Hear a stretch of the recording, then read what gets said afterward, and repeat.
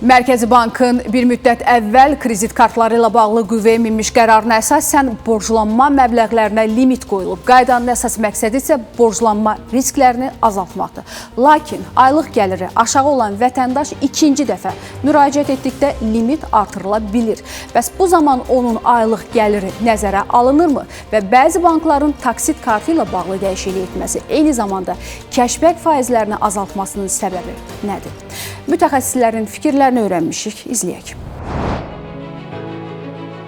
Bankların təklif etdiyi kredit kartları vasitəsilə vətəndaşlar nağd pul çıxarmaq, alış-veriş etmək və borcu hissə-hissə ödəmək imkanı qazanırlar.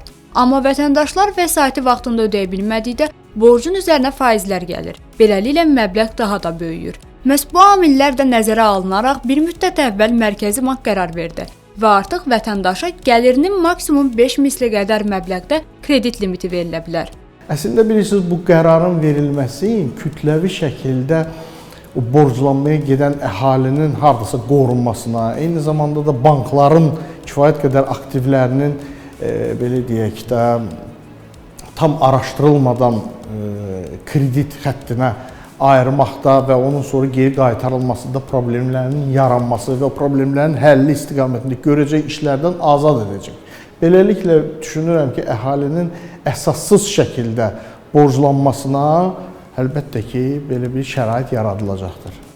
Lakin şərtlər sərtləşdirilsə də vətəndaşlar ikinci dəfə müraciət edərək mövcud kredit kartı limitlərini artıra bilir. Bu da aylıq gəliri az olan vətəndaşın borclanmasına gətirib çıxarır. Bəs vətəndaş limiti artırmaq istədikdə hər hansısa məhdudiyyətlər qoyulurmu? Onun maliyyə vəziyyəti yenidən qiymətləndirilirmi?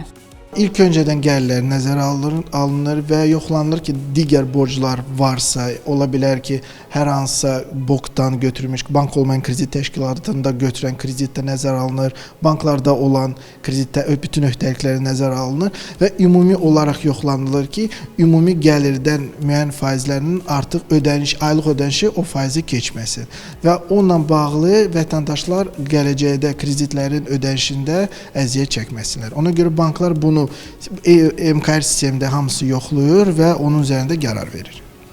Diqqət çəkən başqa bir məqam isə bəzi bankların taksit kartı ilə bağlı dəyişiklik etməsidir. Artıq hissəli ödənişlər hər hansı məhsul alanda daha qısa müddətə bölünür. Əvvəl məbləği 12 və daha çox aylara bölmək olurdusa, indi 6-3 ayla məhdudlaşır. Digər bir məsələ əksər bankların kəşbək faizlərini də azaltmasıdır. Bəs bunların səbəbi nədir?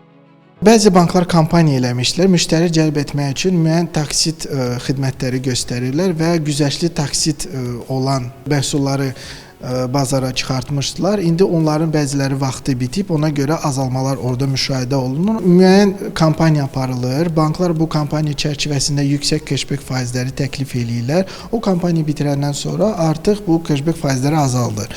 Mütəxəssislər deyirlər ki, vətəndaşlar özləri də kredit kartından istifadə edərkən real imkanlarını nəzərə almalı və maliyyə planlamasında diqqətli olmalıdır. Əks halda bu, illərlə davam edən borc probleminə çevrilə bilər. Şəkərnaz Şahəliyeva, Yalçın Əmirzadə, Qərib Cavadov, İqtisadi Zona.